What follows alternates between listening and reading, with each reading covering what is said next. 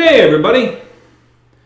So as we approach a religious holiday, I'm sure that many furries out there have heard of a religious particular sentence that I don't think many furries are a fan of. And quite honestly, I really wasn't a fan of this particular phrase either.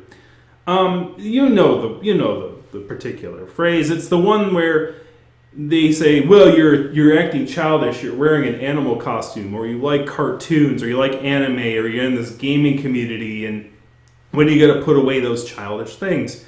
So this particular statement from the Bible is usually used by religious people towards people they see acting childish or enjoying things that children typically enjoy, such as anthropomorphic animals, and anime and some other such things.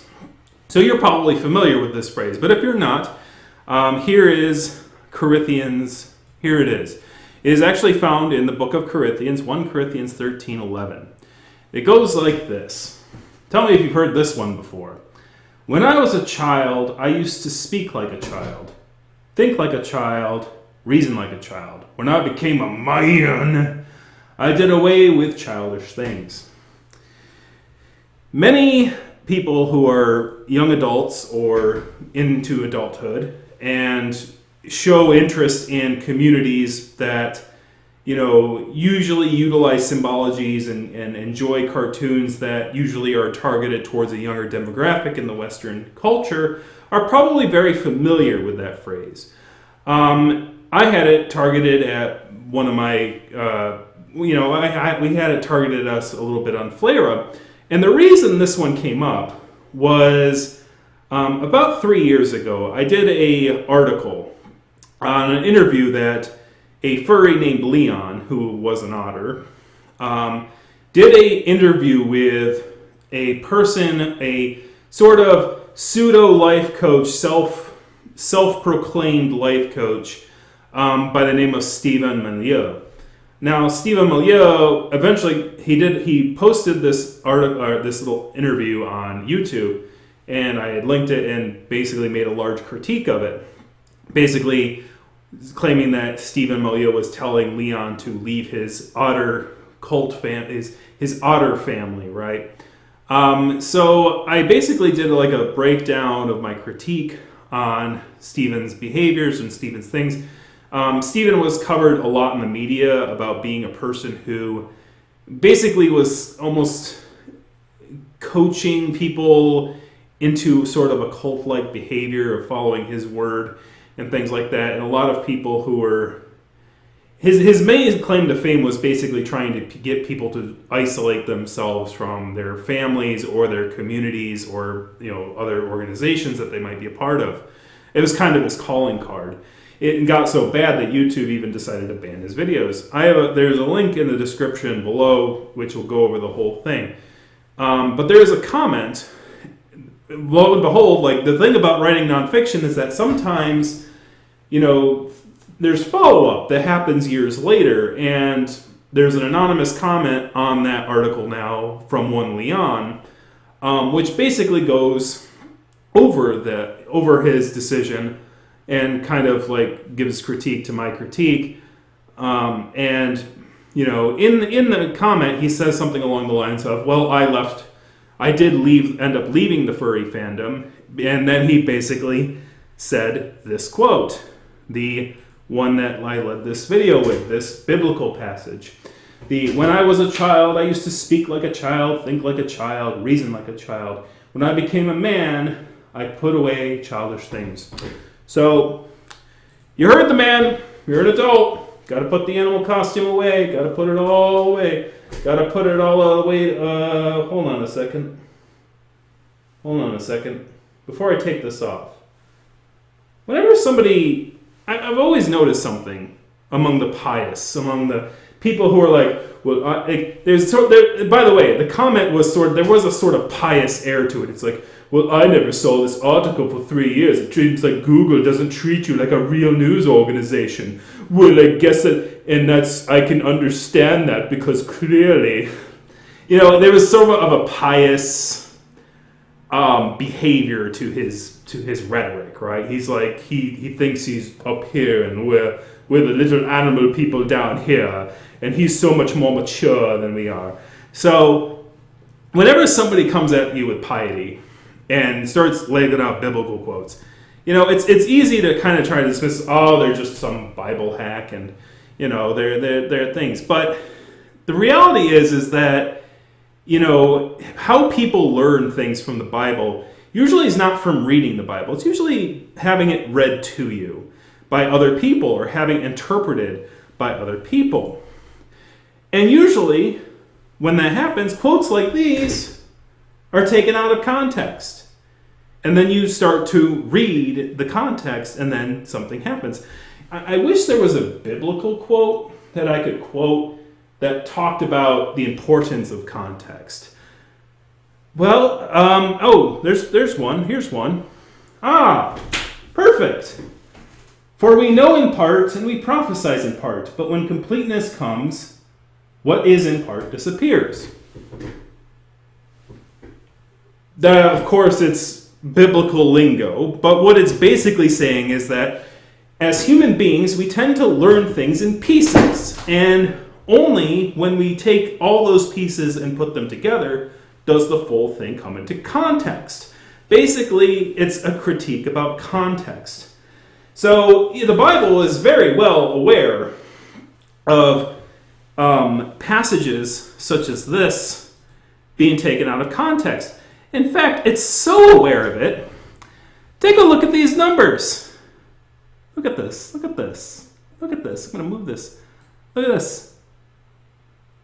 Look at this. While I was researching this, I didn't have to look far. Look at it. Corinthians 13:9-10, Corinthians 13:11. These sentences are right next to each other. What? For we know in part what we prophesy in part. For when completeness comes, what is in part disappears. When I was a child, I used to speak like a child, think like a child, reason like a child. When I became a man, I did away with childish things. Those are 3 sentences next to each other in the Bible. So what it's saying here, in essence, is that when we learn, when we're children, particularly in primary education school, we are taught things in pieces. We have our math class, we have our science class, we have our English class, we have all these little pieces and bits, and sometimes our minds latch on to particular ones and let go of others. Sometimes things cling on, and sometimes they fall apart. But in the end, the only way you can really be enlightened is if all those pieces fall together and you understand something that wasn't taught to you, that you can actually learn for yourself. And when you start learning for yourself, using all the bits and knowledges that came together and putting things into context, you finally stop behaving like a child. You stop asking authority like, what is this? What's this? Why? What's this? What's this? What's this? And instead, you can come to your own conclusions based on evidence that you have that is from multiple sources, right? As you gain a larger picture, you pick up pieces, right? But as you gain a larger picture, you can basically find more out. So when it's saying to look for the completeness, what it's saying is put things into context. So in the interest of doing that, we have to think about what is childish. While many religious individuals and pious individuals and snob people who haven't read the Bible but think that they know the Bible better than some idiot in an animal costume, what they fail to realize is that when we consider childish in Western civilization is different than what was considered childish in the past. Because childishness, you used to have young men fighting in wars. You used to have to pick up a sword by the age of 13 and have to learn how to deal with combat and self-defense, because the world was very violent, more violent so than it is today. As much as it can seem very violent these days, Like, the world back then was a lot worse. And so what was considered childish and what was considered manly was a bit different. But interestingly enough, even back then, a thing like toxic masculinity existed. And this is why I no longer see this passage as sort of like a blasphemy unto furries and unto people and unto my hobby and things like that. And just, it's like, oh, I'm just done with religion. I see this as bait. This sentence was bait. It's as if Jesus knew, it's like, well, people just aren't going to change. They learn things in part, and then they have to come together, and they have to learn things in completeness. And people are going to take this sentence out of context. So let's put it back in context, shall we? Let's read the whole of Corinthians 13. And this is why, this is like one of those things, I don't know what the opposite of losing your religion is, but like it was kind of one of those things where it's like, oh, man, like, it's very enlightening on how like he can kind of predict some people's behaviors in the future. So here's the whole passage. If I speak in tongues of men or of angels, in other words, if I speak as a leader of men or as a religious person, right? So a politician or a religious figure. But I do not have love, I am only a resounding gong or a clanging cymbal. In other words, you're just something that is acting to try to virtue signal. Virtue signaling, that's basically the concept behind it, before virtue signaling was kind of co-opted by right-wing people. But basically, it's like you're kind of signaling that that you are a good person, but you don't have love in your heart, so you can't be. If I have the gift of prophecy and can fathom all mysteries of all knowledge, and if I have faith that can move mountains but do not have love, I am nothing.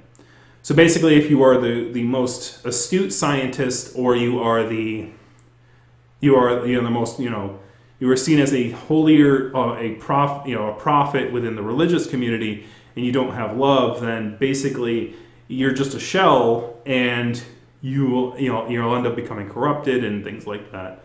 And I think that's what they're kind of trying to say here.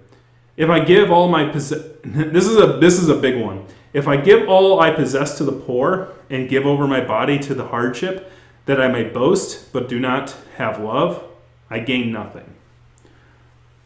So basically, the first sentence is like dealing with human behavior of pride and of things. So basically, if you're a workaholic, that last one's like, if you're a workaholic who's like, I'm working hard, why aren't you working hard? You must not care. I work very hard, blah, blah, blah, blah. And you kind of use your hard work to kind of co-opt people into, having your kind of worth ethic so that you may boast about your worth ethic and try to convince others to work as hard as you do, or to guilt people into working as hard as you do.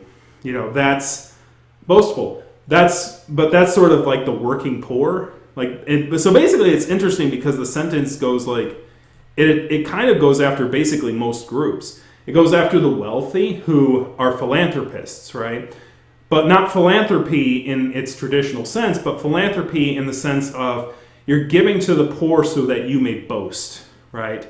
So if you think about things like the Trump Foundation or the Clinton Foundation or the Bill and Melinda Gates Foundation, right? If you think of the organizations and charity organizations that use people who are wealthy's surname, right? They use people who are wealthy or powerful and they use their surname. They are in violation of this Corinthians thing. They are using their position of power to make people love them by boasting about the good that they do for the world, instead of just doing the good for the world for the good of the world's sake. So that is part of the childish thing that comes into play later. But now we're going to get into the very specifics. What are the childish things that this quote is telling you to put away? It's not fursuits. It's not comic books. It's not any of this stuff that Western civilization has taken this out of context. And they've taken it out of context because, as the sentences before it say, we prophesize in part. We rarely see the completeness unless you grow up and you do it. You read it for yourself. You don't have someone read or profess these sentences as if they're like amalgamous things that can be just taken on their own. You have to take them to completion. You have to know the context. That is what makes somebody mature. Taking things out of context is not. So, here is the things that it says. Love is patient. Love is kind. It does not envy. It does not boast. It is not proud. It does not dishonor others. It is not self-seeking. It is not easily angered. It keeps no record of wrongs. Love does not delight in evil, but rejoices with the truth. It always protects, always trusts, always hopes, always perseveres. Love never fails. So what are the things that a child would do? If that is what a person who is complete in love, what is that? What are the ways of a child? To be impatient, to be unkind, to envy, to boast, to have boastful pride, to dishonor other people, to be self-seeking, to be easily intempered, to keep records of all the people who have wronged you, to delight in evil, and to speak in falsities, to bear false witness. Those are the ways of the child. So those are the things that Corinthians 11 is talking about. That is what this passage is talking about. And the most beautiful thing about this, now that you read it like this is the easiest way to fish out people who have actually read the Bible and those people who haven't. Because you can go, someone starts trying to quote Bible quotes at you, you go, well, I remember this one from Corinthians 13:11, and it says, like, when I was a child, I used to speak like a child, think like a child, reason like a child. When I became a man, I put away childish things. And then you would ask them, so what is the childish things that you put away, right? And if they tell you things like, oh, well, I don't play video games as much as I used to anymore, or I don't enjoy comic books. I kind of moved away from comic books. I kind of moved away from this, that, and the other thing, if they talk about physical things that were things that they enjoyed in their youth, that is not what they were talking about. That is not what Corinthians 13 is talking about. It is talking about these sinful behaviors that children utilize in their day-to-day, but as they grow older, they realize why those things hurt and why those things are inappropriate, right? So now we get into the point where the quote comes in. Love never fails, but here's the big one. But where there are prophecies, they will cease. Where there are tongues, they will be stilled. Where there is knowledge, it will pass away. For we know in part and we prophesy in part. But when completeness comes, what is in part disappears. The most beautiful thing about this passage is that it predicts what comes next. It predicts the thing that people in the West will take out of context. It predicts what these manly men will tell their kids. You gotta put them childish things away. The Bible tells you to. Yeah, you gotta stop playing with them toys. You gotta start being a man.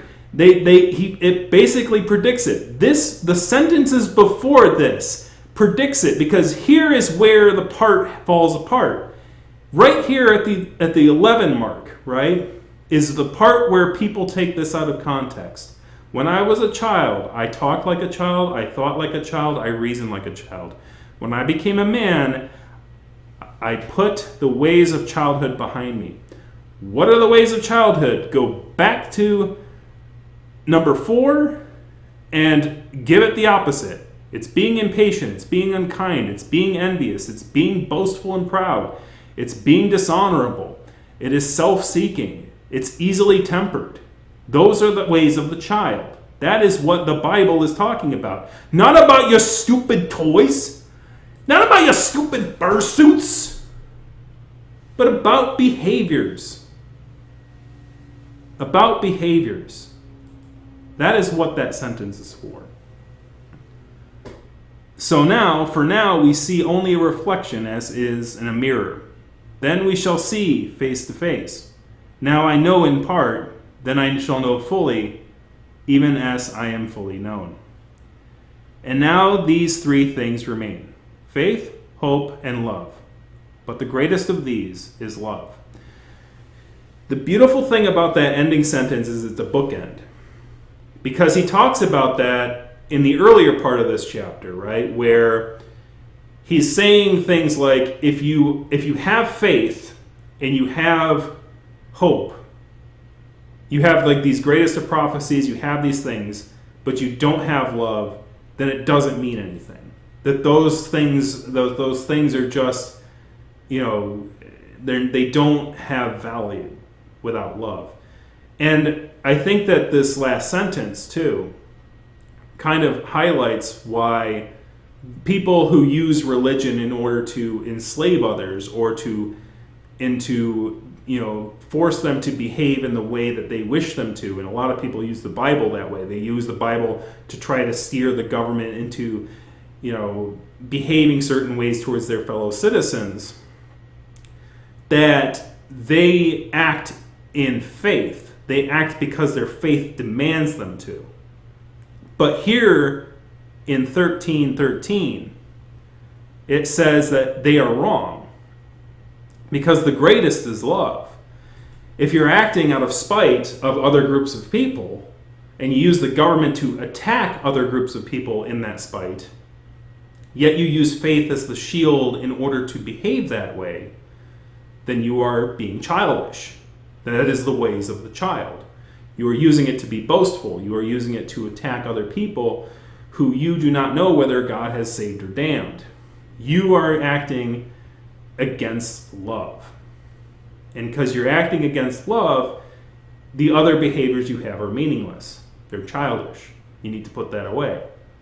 So that, ladies and gentlemen, is what this means. And this is how an interesting little delve into a particular comment on Flera had led me to probably one of the most interesting things that I have seen. That this sentence that I used to go roll my eyes at whenever I saw this sentence has now become one of the greatest baits of all time. It is a sentence under which the person who wrote it down had to know what they were doing. They had to know that people would take this out of context someday. Especially since the two sentences before it were this: people are going to take things in pieces. You need to see the whole thing. And then he says something that people take out of context. It's like, man, what a clever thing. What cleverness. I gotta say. That is wisdom beyond millennia. And it's why I think that when we talk about religion in furry fandom and we talk about religion and things like that, many people are secular or they are basically anti-religion is because, and unfortunately the reason a lot of people are anti-religion is because of the people at the beginning of Corinthians 13. Those people that are boastful, those people that basically act territorial around God's church, right? People who behave as if God's love is finite, so they have to, weed out people within the pew, right? And because they do that, they scare away people who could, find enlightenment through words of old. And because there are people who there are some words of old that are worth listening to. And in this case, this is one of them. Especially since now you have a weapon. You see, now you can ask people what childish things they got rid of. Hey, Corinthians 13:11 says you get rid of childish things. What childish thing do you get rid of? If they say anything other than those like trying to become king of the hill or being boastful and using your power for pride, if they say anything other than those things, then you know that they are one of those people that the Bible is talking about. The people that use it, that are just a gong or a clang or a cymbal, right? They're just a loud banging noise, right? They use the Bible to feel superior to other people, but they don't use it to self-reflect, to look in the mirror.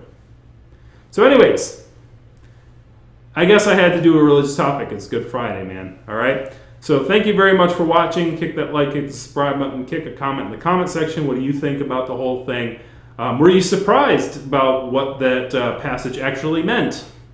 And have you ever had it used at you before? Because now you know, and knowing is half the battle. G.I. Joe! Blah, blah, blah, blah. Pork chop sandwiches! Speaking of childish things, that's an old meme. Gotta put that away.